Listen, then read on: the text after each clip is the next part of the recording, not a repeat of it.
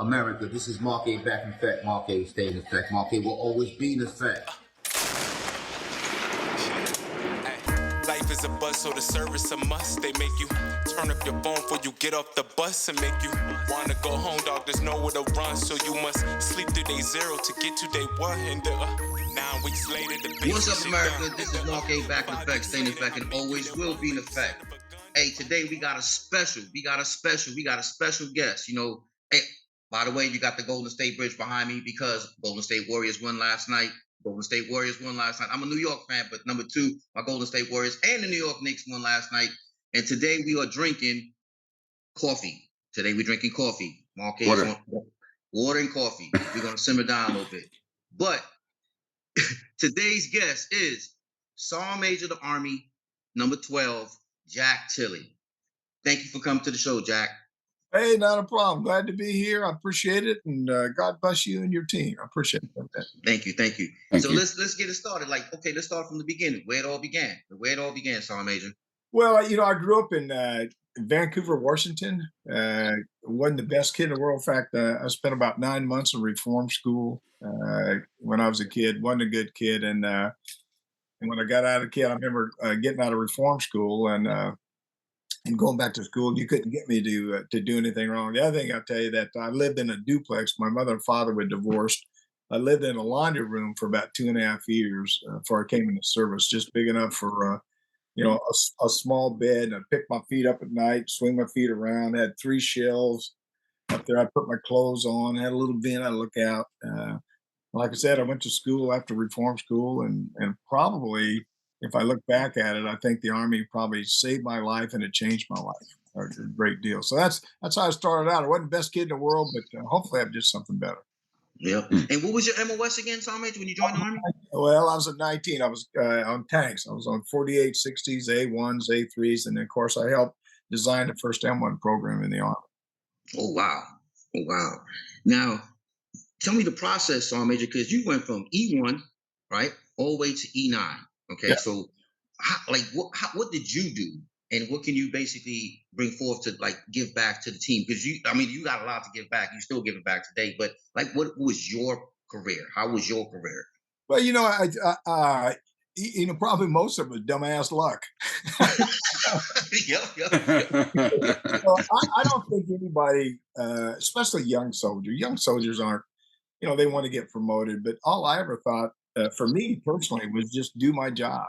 And I don't know how it started, but I was always user friendly. I try to get along with people. I try not to. Of course, I got in trouble just like everybody else did, but I try to be a friendly person, work hard, stayed physically fit, stayed focused on what I was doing. I never really worried about promotion. But the other thing I tell you, I went, when I came in the military, I went, I got to tell you why I came in the military first. I don't want to miss that. When I graduated from high school, I went down, I don't know if you ever been to Washington State. I was sitting on a beach on the Columbia River. It's not really a beach, it's dirt. The Puget Sound, right? The Puget Sound. No, Puget Sound is really the Columbia River. Okay. That's it. Okay. Yeah. So anyway, we're sitting on the water, or sitting by the water, and somebody says, Jack, what are you going to do with your life? I said, well, I don't know. He says, well, you want to go to college? And I said, guys like me don't go to college. Low self-esteem, nothing's going right, no direction in life. I'm not sure what I would have done. And the next guy says, let's join the military. Let's just join the Army. I said, sure, okay, go ahead. That's my entire thought process about joining the Army. I didn't even know at the time they was fighting a war. So I went down and I had to ask my mother to let me sign up. And I really think to this day, we was a poor family. We didn't have much. And my mother probably thought it was a good way for me to change their life. And I think it's important for young adults to get out of their environment, go somewhere else. Like you lived in New York, go somewhere, because you have those all those things you grow up with that maybe you wish you wouldn't have done, and you can sort of change your life again. So anyway, I went into the Army. I went to basic AIT jump school and went straight to Vietnam. So at 18 years old, I was in 173rd Airborne in Vietnam. And then they had a big battle and sent me to the A Troop Quarter Cav. And I was overran once, 20 wounded and 7 killed. Just like a lot of veterans, I suffer from post-traumatic stress. But one thing about war, what if there's any good that comes out, there's never really anything good that comes out of war. But for me, the good part of that was I went from 18 to 55. Yes. And the way that I looked at life was so much different. In fact, I told somebody the other day, not once when I was in war, did I ask what color somebody was to my left or right. That's right. Yeah. I don't care. It's about doing the job and really being a family. And I think because of that, I grew and I really looked at things a whole lot differently, and I appreciate life so much. So that's it's really how I started off in my military career. Here's another funny one for you. So I went back, and I was a tanker. I went back to Fort Benning, and at the time there were so many people coming back from Vietnam, and I went into this in-processing station, and the guy was trying to assign me to an armor unit at Fort Benning at the time. And he said, look, he said, the armor community is full. I said, yes. He said, so there's no room for you there. We're going to have to put you somewhere else. And I said, okay. He said, can you sing? He said, can you sing? I said, well, hell no, I can't sing. He says, okay, you're going to be a drill sergeant. So that's how I got to be a drill sergeant. I mean, I didn't volunteer. He said, you can sing. I said, no. He said, you're going to be a drill sergeant. Another thing, I truly believe in life, things push you in the right direction. Sometimes you just got to ride the wave. Yeah. And, so I went to this unit. There was a guy named Eldon Johnson was his name. He was at first a big burly guy, but I hope I'm not talking too much here, but he brought me in the unit. I was a turtle, right? They just a hard hat. And I trained for about 2 weeks. I didn't have much money. This was starting now. I told him I couldn't get a loan because I don't have no credit. He actually put the money in a bank for me so I could buy a car. And wow. I would pay him back monthly payments or whatever. Go to that. I'm not sure I worked it out. And so I did that for, I think, about 3 or 4 weeks. And then they sent me to, I'll tell you one more, they sent me to drill sergeant school for Jackson. So when I got there, you're real scared. I'm a young kid. I'm only, at the time, I guess I'm 19 years old, maybe 19 and a half. And I went to drill sergeant school, and I never really liked talking in front of groups of people. And so the first thing you had to do was give classes on drilling ceremonies. And so they call you out your student number, whatever. I can't remember student number. So we got out in formation. They called me out, said student number, whatever. And I jumped out there, said, you have to give the extended rectangular formation. You have to give PT. And so if you can sort of visualize this, I'm standing there at the position of attention, and I'm sort of bouncing on my heels, and I'm rocking. It says, extend to the left, march, arms down. So I shoot all this stuff. When I got to the exercise, I said, exercise 1, condition 1 is the high jumper. It's a 4. And I just Yep. You see this guy when he's evaluating me now, he's got a blue pencil and a red pencil. And I'm looking over there, and he's flipped that thing from blue to red. Right around. So he's writing in red. So at the end, he said, I think it was 70 was passing maybe. And I think I got a 65 or 68. Oh, wow. Okay. Sometimes failing's okay. Yeah, that's right. It is. So, I was devastated. And so I went back, and that evening I was in there, and there was a guy named Harold Moore. Looked like he's a big guy. And he said, Jack, he said, did you practice for your presentation? I said, yeah. I said, he said, did you have it down pat? I said, yeah. He says, are you ready for tomorrow? And I said, yeah, I am. But it's tough to get in front of the crowd because I really don't feel comfortable about it. He said, okay. He said, get all your shit squared away, make your bed, get your uniform squared away. He said, I want you to come out with me and let's go have a few drinks. Oh, okay. So we went out, and shit, I don't think I rolled in about 1 or 2 in the morning. We had to get up at 4. And I rolled in. I didn't lay on my bed. I laid next to my bed, went to sleep, but woke me up. I got up.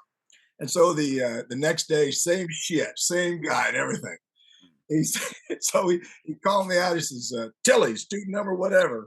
I fell out there and he says, here's your president. Here's what you got to do. I says, I extended all exercise one condition, one was a high jump, 4 count exercise, done a modern cage, started with. I mean, I ran right through that. And the guy looked at me, and at the end, I put everybody back together, and I come out and got, he looked at me, he says, what did you do to get prepared? I said, the key to success is I didn't study anymore. And that's, I got my brain involved with what I was trying to do. And it really sort of, and Harold Moore I thought was a very smart guy. He sort of leveled everything out. He says, sometimes you get so nervous about talking in front of people that you're scared. So I just, again, it leveled me out, and it sort of pushed me in the right direction. I actually was a E5 in 18 months, and then a staff sergeant in 2.5 years when I was first in the service. So I was moving pretty good. Somebody's seen something in me. I don't know what the hell it was, but they did. That's what we was talking about from the beginning. Like, in the military, like you always have some sort of person, like a mentor. Yeah. And then you end up having your circle. We were talking about walking organizations like LeBron James or these football players. You actually are walking organization because you have a team of people that is going to push you to enhance you. And that's like no other organization has that better than the military. Well, I think the other thing is watching people. Yes. I used to watch people I thought they were outstanding leaders. And I watch them. And the other thing I do, you learn a lot from people that are bad leaders too. Absolutely. So but the ones that I watched, I said, man, this is, I sort of put it in my kit bag. This is what I want to do. And the other thing I think, going back to being a drill sergeant, is you really got to sort of fine tune your skills on how to work with people, how to motivate people. Every person that you deal with, no matter what it is motivated by something different. Yes. So you have to find out what makes Tilley. How can I get the best out of him? How can I get the best out of Jones or Smith or whatever? And so I got pretty good at doing that. Some of them you got to kick them in the butt. Some you can pat on the back. Some you can just look at them harshly or something. Some you got to, just take your time. The other thing I think I really, again, being a drill sergeant, I worked on really good communications, how to talk to people, how to communicate with them, how to engage people. A lot of times you'll be talking to somebody and somebody else that's senior to you maybe, or somebody else that has a more important job, their perception is, they'll turn and sort of go away from them. But I learned no matter who it is, stop, engage, and for that 30 seconds or 2 minutes or 3 minutes or whatever it is, be engaged with that person and give everything that you have, because you may never talk to that person again the rest of your life. But you can learn something. A whole heck of a lot from them. So don't waste your time in doing it. Yeah. Yep. And that's what I was saying. Like I said, we had a show a couple of weeks with like D Brooklyn interviewed me. By the way, D Brooklyn co-host Beyond the Reverb is on the line in the house.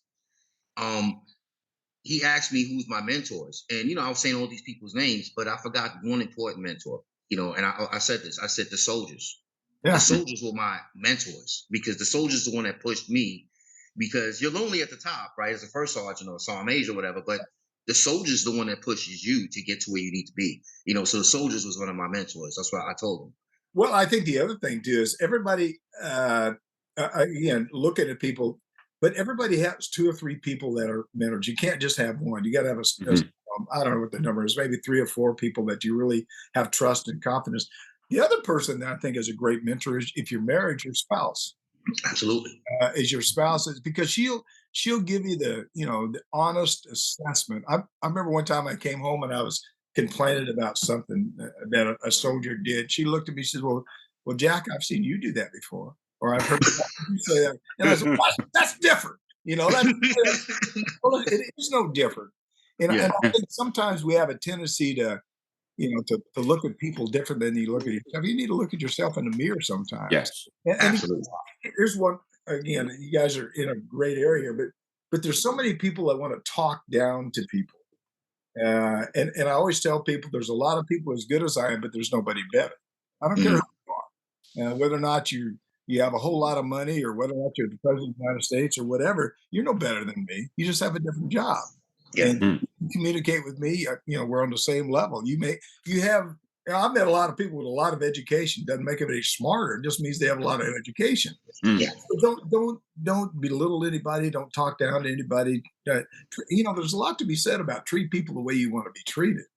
We talked about that Absolutely. the other day. And this is something I used to push back to my soldiers as well. I'm not better than you, right?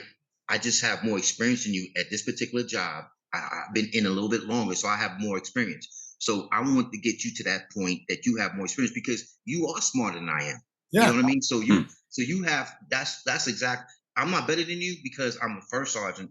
You know, I have more experience than you at this job. That's it. But you may have more experience than me in something else that you need to teach me. yeah, Because you Mhm. like all of you guys are teaching me something. I'm teaching you just one thing, a standard, but you're teaching me other things. yeah. You know, Yeah.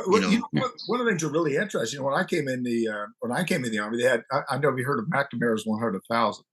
The Mhm. educational level, I think, was like 4.5 or something like that. That we brought. And Mhm. that was during Vietnam and all this stuff.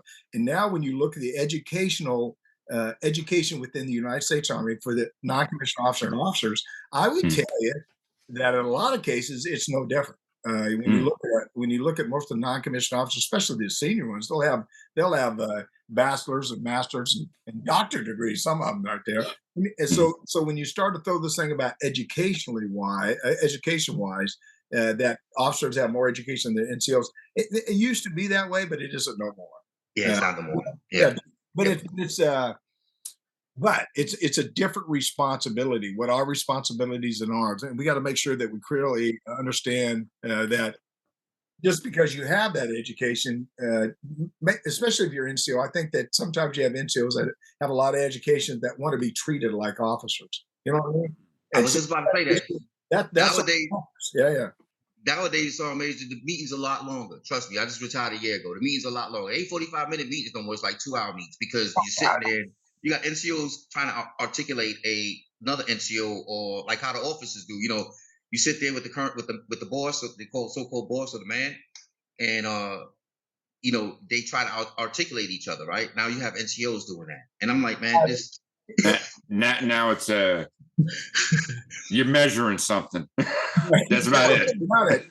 the thing about it is when you have a meeting, I think most meetings can be done in 30, 35, 45 minutes. So what I used to do is say, hey, look, we got 1 hour.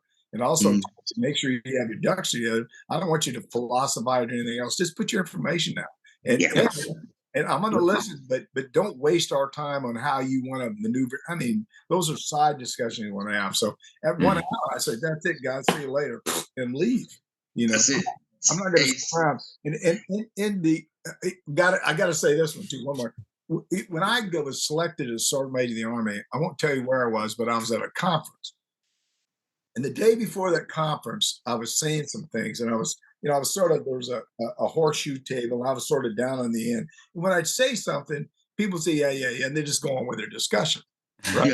yeah. So that's fine. But I was getting my points across. I was trying to change stuff. Well, that evening, they announced that I was going to be the sergeant major of the Army. Yeah. So the next morning when I came into the conference, my seat was no longer at the end. It was right up at the front in the middle. And for the rest of that day, everything I said, people would shut up and they'd write things down. I'm thinking to myself, well, damn, I'm no different than I was yesterday. Absolutely. I'm the same thing. The only difference is based on my position. So people think, I thought, it's nice they're doing that, but I'm not changing who I am. I'm the same person I was yesterday. I'm saying the same thing. So that's why I always say treat people the same. And if they got a good idea, be smart enough to accept the fact that it's a good idea. Well, that's the thing. That's the thing. Everybody in the military, I don't care if it's Marines, the Army, Navy, whatever, what have you. It's all human. Yeah. We're all humans. To talk about what you were saying as far as you know better, that's one of the things that I've been talking about on my show on Beyond the Reverb, as far as what I told my son when he was, I don't know, like 11, 12 years old. Yeah. It's like he was saying something out of pocket. I'm not gonna repeat it. And I'm like, what makes you better than them? Who are you better than? Mm-hmm. And basically what the story was, make a long story short, I asked him, who are you better than? Yeah. And he was like, I don't know. You say, Well, the answer is nobody. Well, who's better than you? And he was like, I don't know. I was like, it's the same answer. And you keep that in your mind, but you have to humble yourself. Mm-hmm. And we're all humans. We all make mistakes, and more people fail than they succeed. I don't care how much money or how many businesses you have. You failed more than you succeeded. Yeah. Oh, well, it's an interesting Yeah. point. I think if you want to be successful in life, keep trying. Yeah. Because I own a couple companies, and I'm not bragging or not. Maybe I am bragging, but I don't have a bill. Yeah. I don't owe anybody anything. But you just what you just said was actually, I've failed at stuff. Sometimes I'm not successful, but that's okay. That's business. You got to sort of juggle that, but you got to make solid decisions, evaluate whether or not you want to do it. But it all goes back to people. People trust you and they have confidence in you. Then they'll work with you. So yeah, failure is part of life, but don't hold your head down. Just keep moving. Yeah, I really don't call it a failure. I just call it learning experiences. Oh yeah, that's a better way to say it. Absolutely, it's a learning. I've learned a whole lot in my life. That's absolutely. And that's what I always say. Like, just you messed up. Okay, slap in the hand. Okay, you showed up late to formation 3 times. You get an Article 15, 14 days extra duty, 14 days restriction. Right? No rank pulled off you or whatever. But okay, you learn from that. Okay, like instead of going out to the club, maybe go out to the club for maybe an hour or 2 and then come back in and get up in the morning and go to work. You know what I mean? That's so I always say that 10% of people's stress is caused upon themselves, right? 90% of people's stress is caused upon themselves. 10% is uncontrolled stress. That's what I always say. But it's always learning experience. It's not mistakes, or failures. It's just learning experience. You have a chance to do it again. You have a chance to do it again. Well, it's funny you say, because do you ever get an Article 15? Yes. I have. Okay. So somebody asked me that question. Says, you ever get an Article 15? I says, no. And he says, why? I said, never got caught. Yeah. And then the other, I was in Saudi one time, and as a sergeant major of the Army, and I says, well, I'm gonna ask these guys questions, how these guys line up. There's about 10 of them. I said, you ever drink and drive? The guy said, no, sergeant, no, sergeant. So I went all the way down to the end. And when I got to the end, I went back to the first guy again. I said, you ever tell a lie? The guy said, yes, about 30 seconds ago. You gave him a coin, right? Well, the point is, everybody's going to mess up. In fact, again, going back to what I said about reform school, I messed up. And so I probably was a little more passionate with people if they messed up. I'd always say, well, I'm going to give you the benefit of the doubt the first time. But I also tell you, one time, okay, 2 times, that's the end of that shit. If I tell you don't do it again, I expect you don't to do it. But you got to be honest with them, fair. If you was working with me or we was working together, and I always say working together. I don't say we're working together. So if we was working together and you made a mistake, I may come up and say, look, I'm disappointed in you. Don't do that stuff again. And that's the end of it. Yeah. Right? I'm not going to dwell on nothing. I'm not going to bad nothing. I'm not going to be mad about you. And I think sometimes people correct somebody and they want to just keep pounding on it. Yeah. Let that person grow. You get paid as a leader, as a non-commissioned officer, as an officer to develop and mentor people all your life, all your military career. And so if somebody's messing something up, what are you doing about it? I always proud about the units that I've been. Somebody asked me one time, he says, do you give out a lot of Article 15s, sergeant major, at a battalion or brigade level, at battalion level, or even as a first sergeant? I said, no. I said, why? They said, because I believe in correcting. If I corrected your performance and made sure that, you didn't do it anymore, then you're supposed to. And I'll tell you another story. So I was in Korea, and I was living in a building up there, but go back and check on the soldiers. So the CQ called me. He says, hey, we got one of the soldiers just beat up one of the Katusas. I said, oh. So I went down there and I said, who was it? And the CQ group, said, this guy doesn't like Katusa. I said, okay. Now, most of those Katusas have a 3rd or 4th degree black belts. They're tough kids. Yeah. But by their nature, they're not going to fight. Push them around. So I went out and I said, young man, I says, why did you hit this guy? And And so the guy says, because I don't like Katusas. I don't like Koreans. I said, well, is that right? So you're Korean, you don't like Koreans, and this is their country, and we're over here trying to help them. He said, I don't like them. And he's really a smart ass. And I said, okay, well, I said, pack all your bags up. Where are we going? I said, don't worry about it, pack them up. And if you don't want to do it, I'll drag you a little bit out of here. He packed his bags up.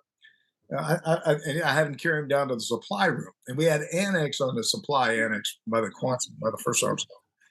And so I unlocked the door and went in there, and there was a stove in there, but it was just cold as hell in Korea. Yeah, I know. I just left there. He said, First Sergeant, he said, it's cold in here. I said, I don't go to shit. You got a sleeping bag, right? He said, yes. Yep. Passed him a sleeping bag. So I left his ass in there for 3 days, and I had the CQ come in there and get his food every day and all that shit for about 2 or 3 days. And then at the end of that, we court-martialed his ass. Mm-hmm. And so my point is that if again, I could have walked out, says, hey, don't do it no more, and left. But I immediately corrected the issue, told the Katusa I'm sorry, and showed respect to him. But I moved the problem away. And so it goes back to homelessness and everything else. If there's a problem, identify the problem, come up with a recommendation, and you have a solution. Now, that may not have been the best solution, but it was the best solution for me at the time, and I didn't know what else to do. So I just wanted to remove him from the area. So yeah, it's a way. It's not a right way. It's just a way. I know sometimes it's not a right and a wrong way, And, yeah. And that's something I used to do too. Like my sergeant majors used to say to me, "Hey, First Sergeant, when's the last time you went to check the barracks?" I was like, "I don't even know what the barracks are." Oh, What do you mean you don't know what the barracks are? I don't know. He's like, "Why?" I was like, "Because why would I go check the barracks?" They raise their hand. They're men and women. They're grown adults, right? Why am I? They don't want to see me on the weekend. They want to just relax. They want to enjoy, and I want to spend some time with my family as well, right? Yeah. If there's a problem, I'll get a phone call, right? And plus, I have my squad leaders or section chiefs and platoon sergeants and all that to go through. I'm gonna do that. I did it before. Not one Article 15, no issues in the barracks. 2 strong years as a first sergeant, no issues in the barracks. But actually, did 3 years, no issues in the barracks at all. No issues. One DUI. And that was it. And I was like, you know what? It's not me. I'm blessed. But I treated them like adults, and they portrayed themselves as adults. Yeah. So that's a different leadership style. I would tell you the way I grew up, I would check the barracks. Yeah. I would go through. And the reason why is when you're around them, and you're talking to them, they're going to get more trust and confidence. So if you sit down in somebody's bunk and say, "Hey, how's you doing today? What's going on? Anything going on?" And so you have problems and issues. So just you're checking, but not checking, but you're also engaging. So walking around and walking in the barracks. I went in when they went. God, where was that? Germany. I was a division sergeant. They had the quality of life, NCOs. So the boss program. Quality of life. Yeah. So everybody out of the building, let the soldiers out of the building. Mm-hmm. So, I was a division sergeant. So one weekend I said, well, I grew up checking, so I'm going to go through this building. And so I went through the building. It's right there close to headquarters. And it says, I went to the bathroom. It says men and women.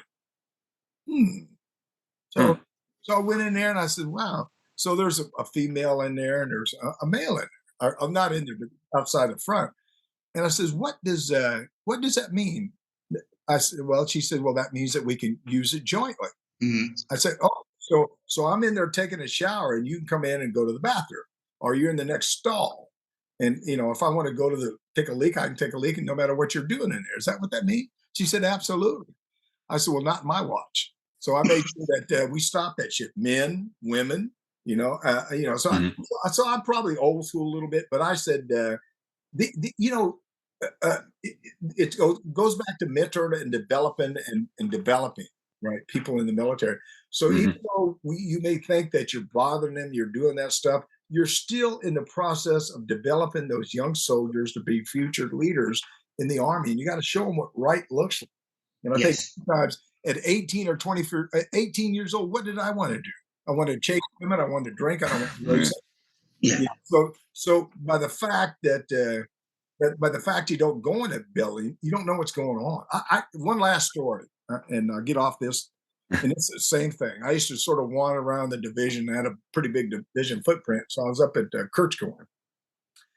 And I had a tendency of just parking somewhere. I'd walk in, so sort of walk around. Nobody knows who the hell you are. You think, shit, they don't know who you are. So I was walking around. I was walking up these steps, and I seen a soldier. I said, "Hey, buddy, how you going?" I said, "I'm pretty good, Sergeant Major." I said, "What do you mean pretty good?" He said, "Well, I can't take a shower." I said, "What do you mean you can't take a shower?"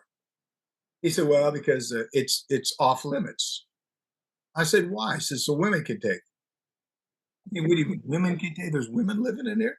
He said, "Yeah. Yeah, you can't. There's certain hours that you can't. The senior MCOs block it, so you can't go and take a shower." I said, "That's bullshit." He said, "Sorry, mate, they got women living in there." I said, "Okay." I said, "Okay." I said, "Show me." Well, by the time I'm going up the steps, so here comes a brigade sergeant major and battalion sergeant. And they're on my ass. So this young private's taking me up the steps, takes me to this room and stop. Everybody sort of stopped. And these guys are wondering what the hell this kid's going to show me. And he says, "Right here, Sergeant Major." So I knocked on the door. Nobody answered. So I grabbed the doorknob and it was unlocked. So I opened the door and there's a lady laying buck ass naked on the bed. Right. So I closed the door and it says, "Hey, Sergeant Major, you guys got a problem here."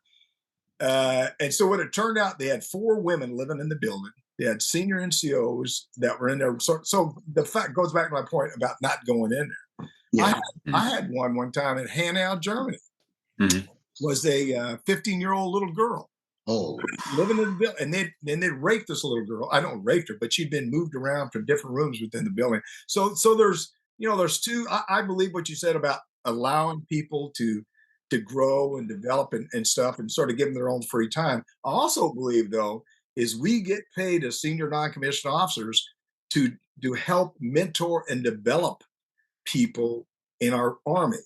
And if you ignore some of those things, again, just like homelessness, they're not going to get any better. And if you don't correct them at a young age, guess what? When they get to be senior NCOs and officers and stuff, they're going to be doing the same kind of shit. It's all about respect and discipline for our army, and you got to be you got to be careful about that. You got to find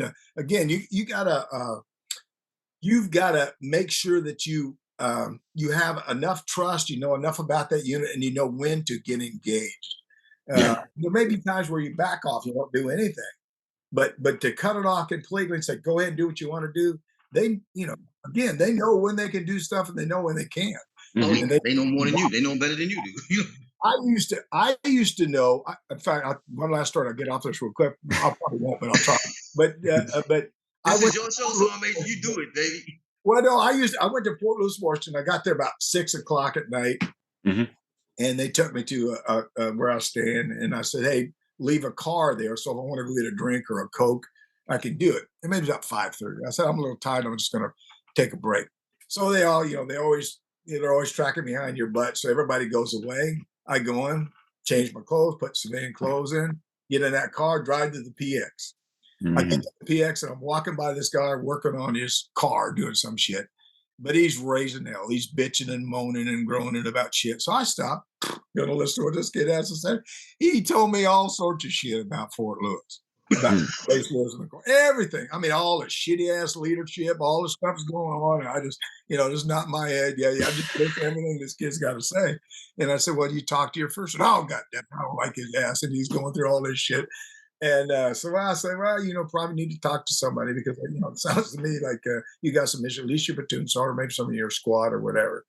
So I went to PX, and then I come out of the PX, I wander around the PX, just, and go look at the comic book section, look at the, little kid, where soldiers are hanging out and shit. Yeah. And got my car, and then I drove around to a company area. I went into this company area and I seen this DQ and I say, "Hey, buddy, how you doing?" I said, "Pretty good." They didn't say shit to me, didn't stop me, didn't do anything. I walked all through that building, stopped talking to soldiers and all this shit. And it was really, in fact, I went to a couple of units, right? Nobody ever stopped me. Nobody said, "Who are you? Where are you from?" or anything. And so then I went back to my room. But now, by the time I got back to my room, the same kid I'd met at the PX had sent me an email. He figured out he figured out who I was. He said, I'm so sorry. I didn't mean what all of a sudden he was talking. So the next morning, I went to this briefing. And these guys that put these slides up, so hey, this is what we're doing. This, and then I said, well, did you know about this? They go, no, Sergeant. I said, did you know about this? They go, no. And then one guy looked at me, Sergeant, how do you know that? I said, I got contacts. But soldiers told me things about the installation. So it goes back to my point. If you don't talk to them, if you don't engage with them, not that you're trying to say nanny nanny boo boo, I got you, but you got to get out and engage. And if they don't trust you, they're unconfident in you. You don't know what's going on in that building. Absolutely. Especially in today's society with guns, drugs, and you name it. You have to get out and get involved. Absolutely. I totally agree.